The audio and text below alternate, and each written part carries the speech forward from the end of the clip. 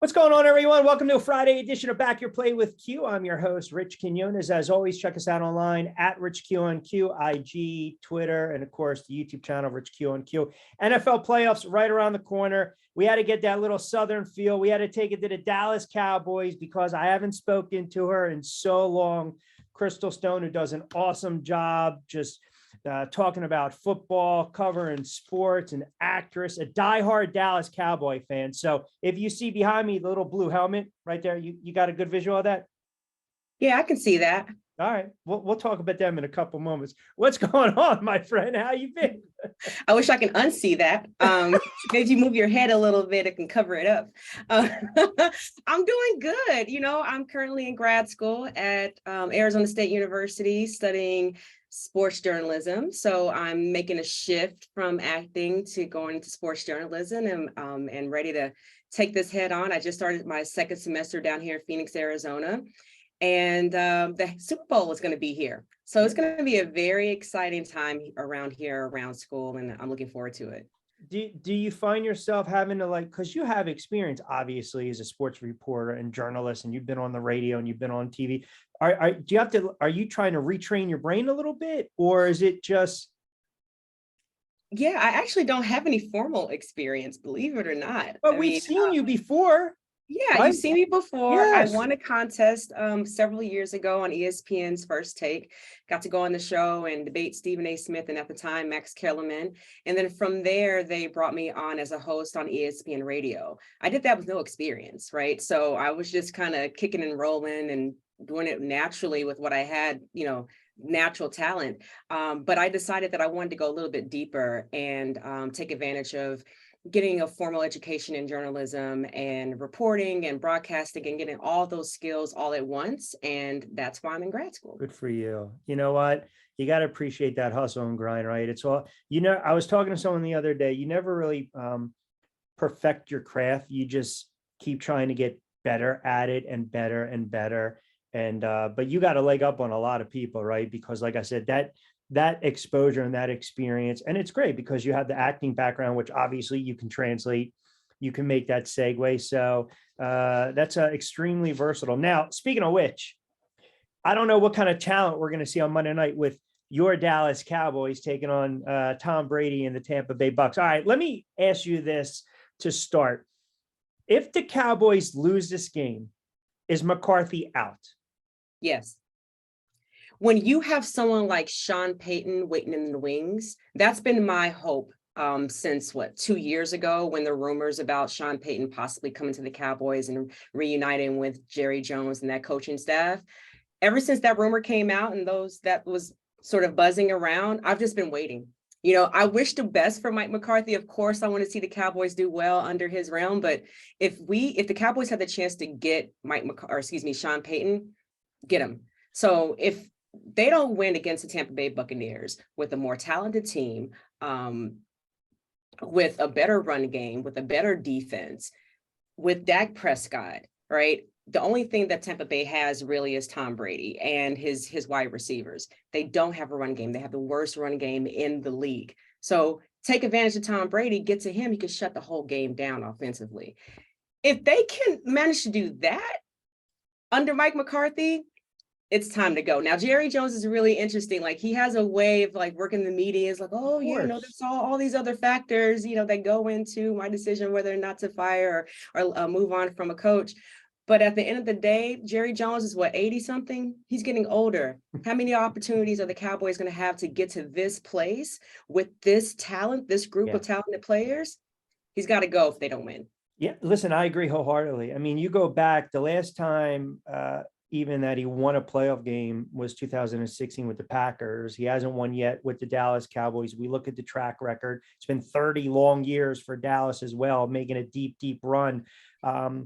Defense worries me a little bit if I'm a Cowboys fan. Give up 34 to the Jags and Philly. You turn around, beat the Titans, and then they had a bad loss against Washington. Where are you right now with the quarterback? Where are you, confidence level with Dak Prescott? Because a lot of picks, a lot of bad decisions. Chrystal, it's almost like he's kind of regressed, which you wouldn't expect that from a guy that's been around as long as he has.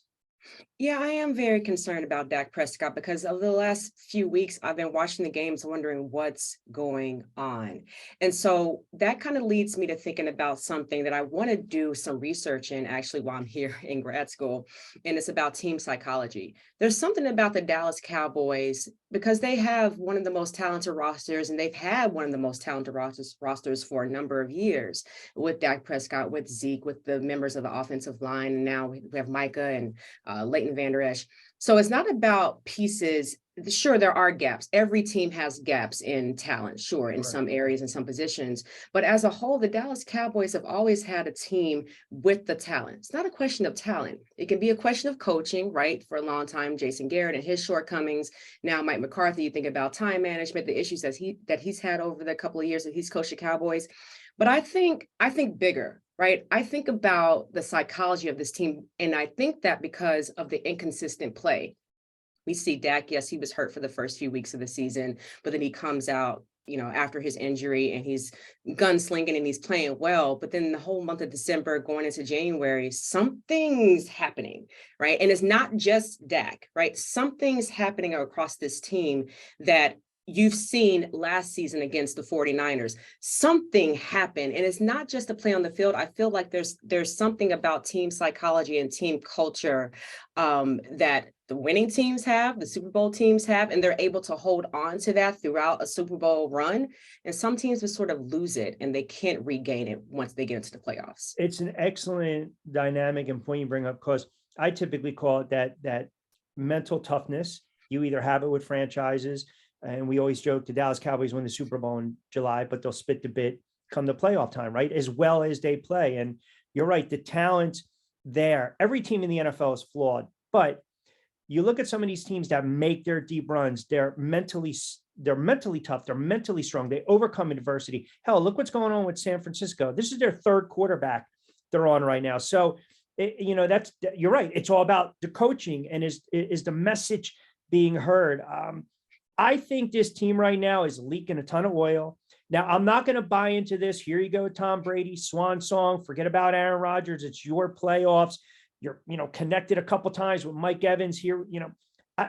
I think Tampa Bay, because of Brady, will limit mistakes, right?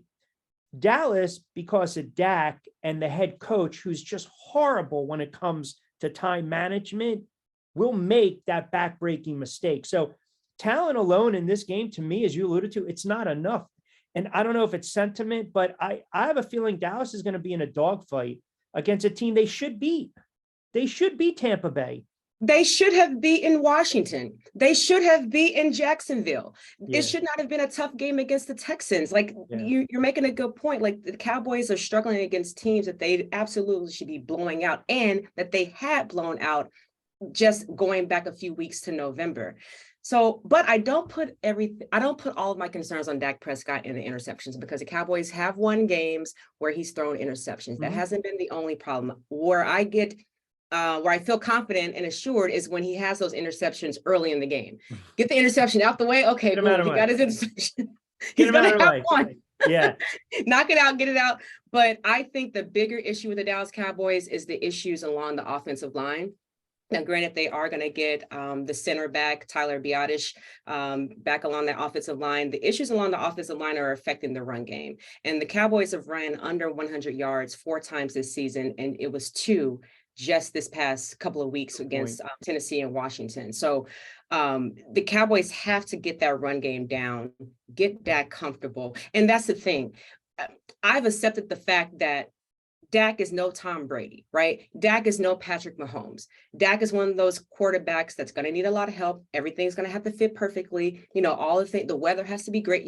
All these things have to work great for Dak. And I'm fine with that as long as it leads to wins. But the other members of the team, or the special teams last week with Washington, the Cowboys can't have those types of breakdowns when everything has to work so perfectly for Dak. Yeah. And you're right. Special teams, huge come playoff time, that can make or break or destroy season. As far as the ground game, I mean, look, we always talk, feed Elliott, but Pollard to me is that X factor. And on defense, look, I don't know how much Parsons will weigh in the fact where he feels he's slighted, but he is a flat out game wrecker. So You get Tampa Bay in 3rd and long. Brady doesn't even like to get hit. Flip the field, field position. It's going to be a 4th quarter game. But man, I'm telling you, I just, it would really be something if they lose this game and they play well. They lose this game because of clock management and time management. And I don't care what I don't care what Jerry Jones. I just have flashbacks to last season. Yeah, but listen, I don't care what Jerry Jones says. Tuesday by 8 a.m. before his coffee's, starting to warm up a little bit, McCarthy's going to be out of a job. So you mentioned Sean Payton. I'll throw you a curveball. I've been talking about this for the last week or so. I'm going to throw you a curveball on this one. Get ready now. This is good. This is good case study that you can use for your classes, how to adjust on the fly, right? Michigan and Jim Harbaugh, he decides that, no, what are you doing? Go ahead. I'm listening. So, Harbaugh decides, I'm going to give it another go.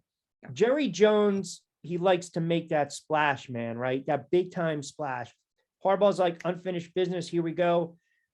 Open up the checkbook. And Jerry Jones finally decides at this advanced age, I'm actually going to lay up a little bit because I really want a Super Bowl.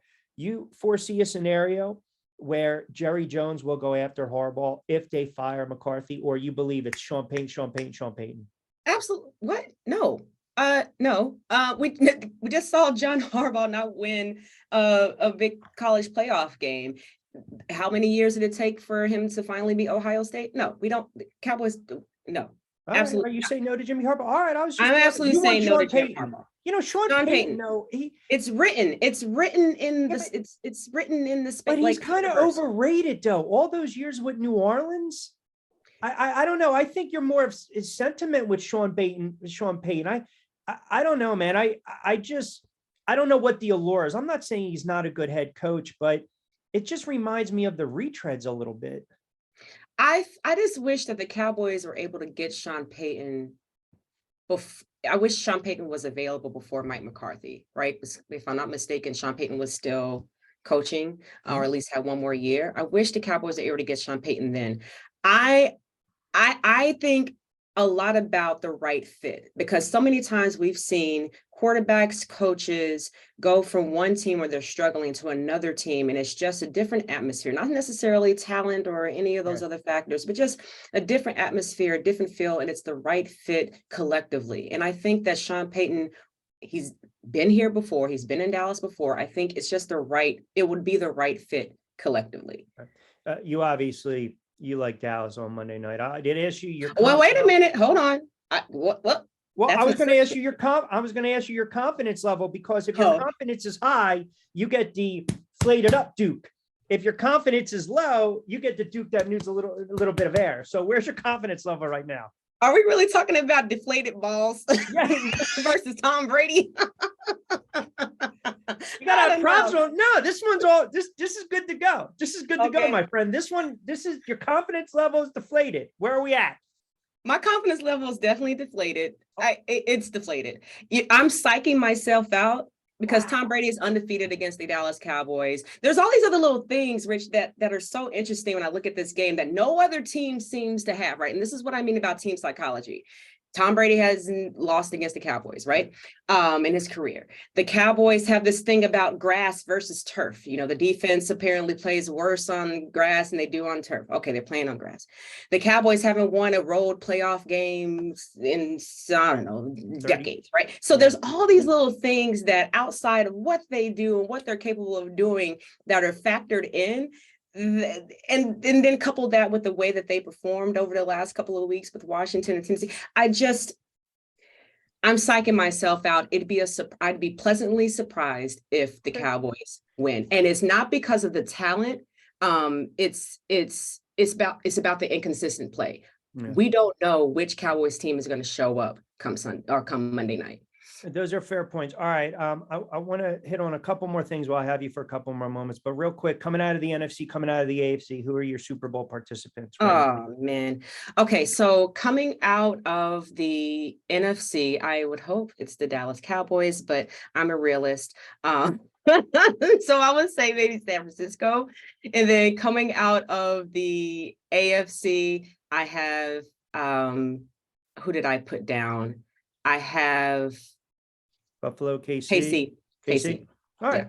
That's not bad. So we get a rematch a couple years ago. All right. I want to just kind of go a little hot topic with you for a couple moments because I like your line of thinking. So Lovie Smith, we saw what happened with the Texans, right? So Culley's out after a year. Lovie Smith's out after a year. Culley goes 4-13. Lovie Smith goes, what was it? 112 or 113 or 2, whatever it was. Screw you guys. We're going for 2 against Indianapolis. They lose the top draft pick. That's the ultimate FU on the door, by the way, walking out the door, which I have no problem with. And now it goes to the Bears, his former team. So I had this conversation the other day, and I do a podcast with Brandon Jacobs, 27 and Q, and we talked about it last night, and I've talked about it with other players and other guests during the week. What's the point of having the Rooney Rule if you're basically going to kind of spit on the spirit of the rule, so to speak? So everyone's been coming at me saying, well, wait a second. Lovie Smith took the job knowing that it was a rebuild. That's fine. But the fact, though, you're going in, then at least have a little more patience with this head coach by all accounts. And now all of a sudden it's a GM that's going to hire his 3rd head coach in 3 years. And you know this, in the NFL, GMs don't last when they do that. So you hear about the fallout from Lovie Smith. I think they made him the fall guy. I think it was the collateral damage. What's your thoughts on that? I wasn't surprised when he was fired because we've seen this time and time again with Black coaches, head coaches in the NFL. They are the fall guys. I mean, how many white coaches? I'm sorry to have to go straight there. No, this show. How many white coaches get? You can say whatever you want on the show. Okay, so how many white coaches? Yeah. How many white coaches get that grace? Right? Black head coaches do not get that grace. It is the foundation of Brian Flores's lawsuit against the NFL. This is just how it's been. The fact that they even have to have a Rooney Rule in the first place points to the problem. And I think what was very illuminating about the whole Jerry Jones picture from 65, 70 years ago, however long ago it was, people focus on the photo, but the Washington Post article illuminated a very interesting tidbit in there. They asked him about his hiring practices, and he admitted basically in no uncertain terms that he operates within the good old boy network. Like, he hires the people that he knows. And if Black coaches aren't in those circles, don't have that type of access, how are they going to get to know you? How are they going to have access to those types of roles? So the Rooney Rule, as it comes with good intentions, but you can't force these owners to hire people that they don't want to hire, right? And they're going to do this, Rich, they're going to do this time and time again. I am interested to see what happens as a conclusion of Brian Flores's lawsuit with the NFL. I think that's going to be groundbreaking if something significant comes from that.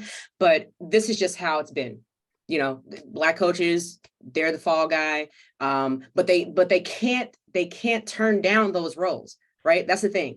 Yeah, you mentioned that he knew that it was just going to be a rebuild. There's only 32 of them. There's only 32. What can you do? Yeah, right. What can you do?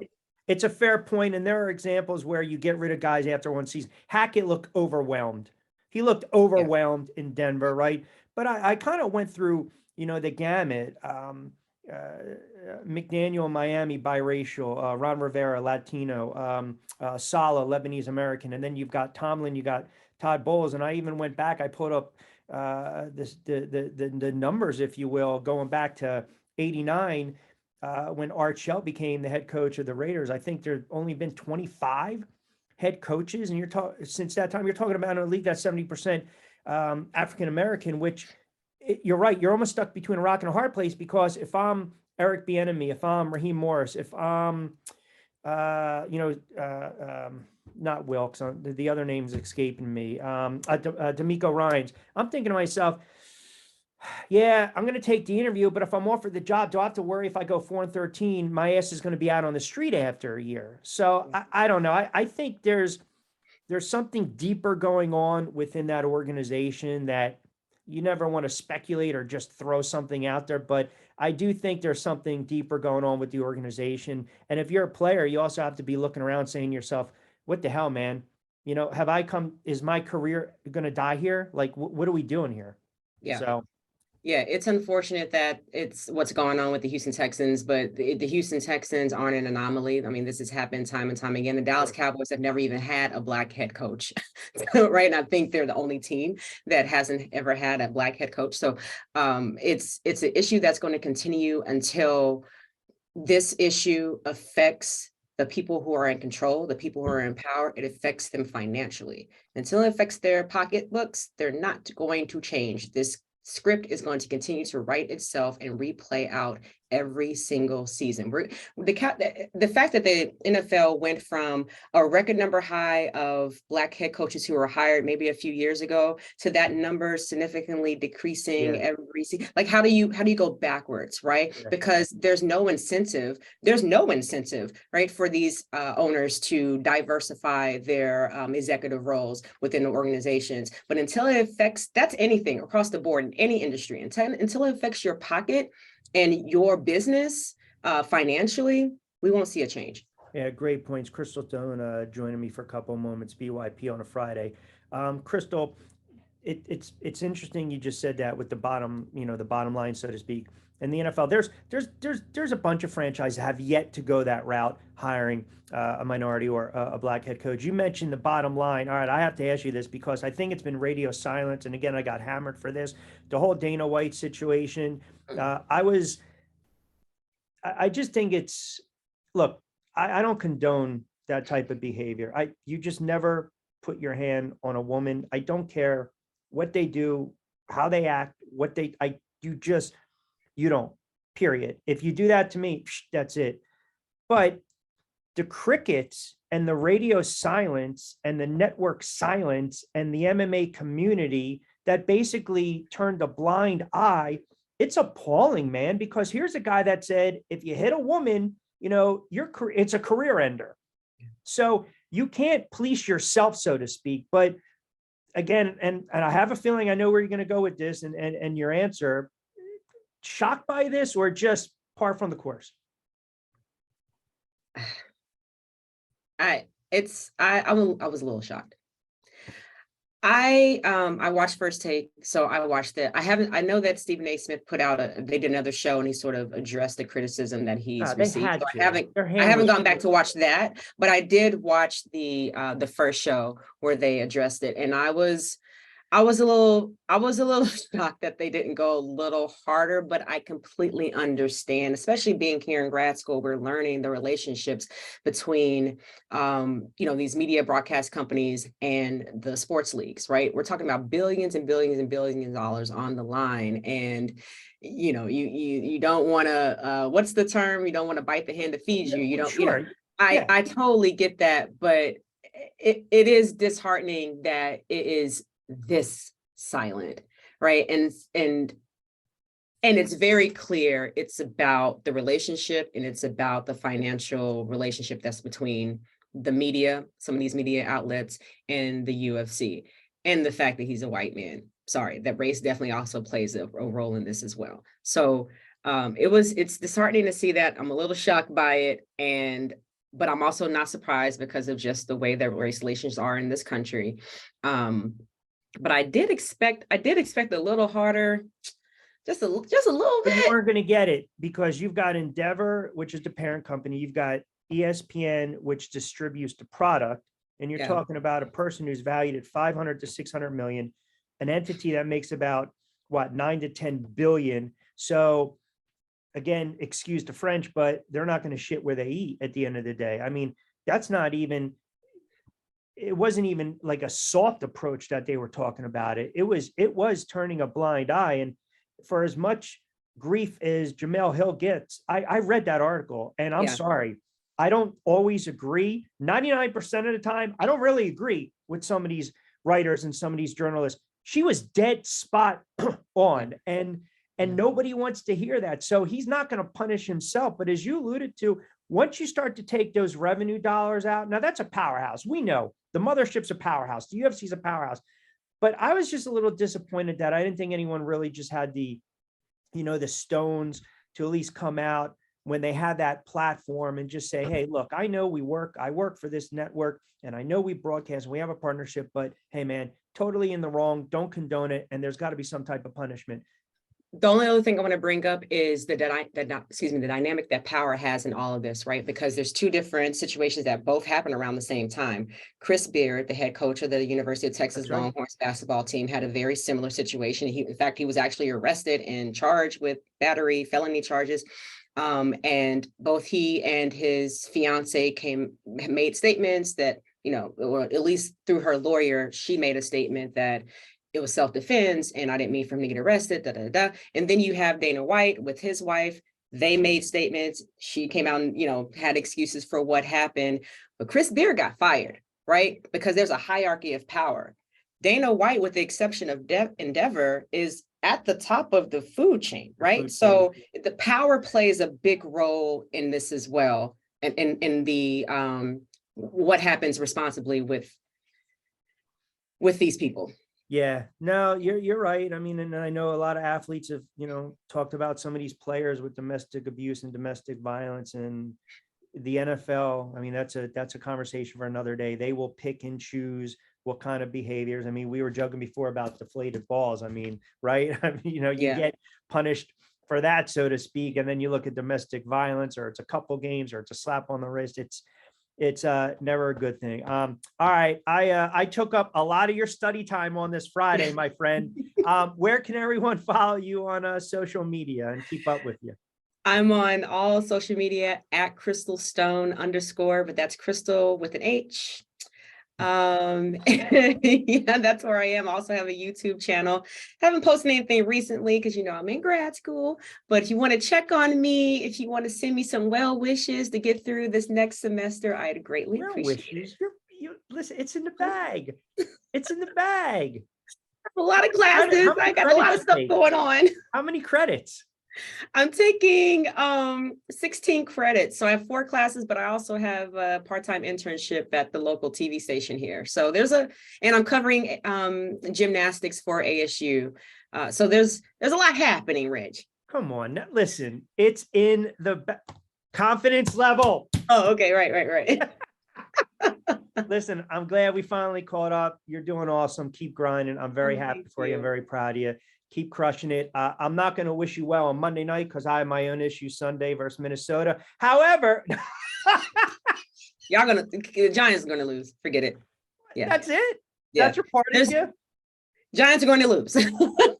I'll let you have the last word. We're going to get you back on as the playoff continue, but fantastic stuff. I appreciate a couple moments. Thanks for jumping on today, Chrystal. Thank you for having me, Rich. It's been great. You got it.